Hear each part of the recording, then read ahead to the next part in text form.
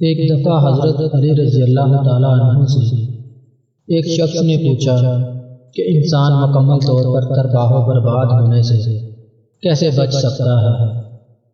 تو آپ نے اسے ان 5 کاموں سے بچ جانے کے لیے کہا: اپنے ماں باپ سے کبھی بھی بدتمیزی نہیں کرنی، اے شخص تم نے کبھی بھی کسی پر ظلم نہیں کرنا۔ آپ نے فرمایا: اے شخص جھوٹ کبھی نہیں بولنا، جھوٹ گناہوں کی ماں ہے، جھوٹ مت بولنا۔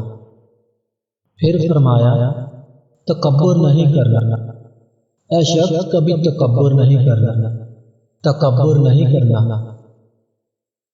پھر آپ نے آخر میں فرمایا: نشہ نہیں کرنا، نشے سے جتنا بچ سکو بچو، کیونکہ یہ سب سے بڑی بیماری ہے۔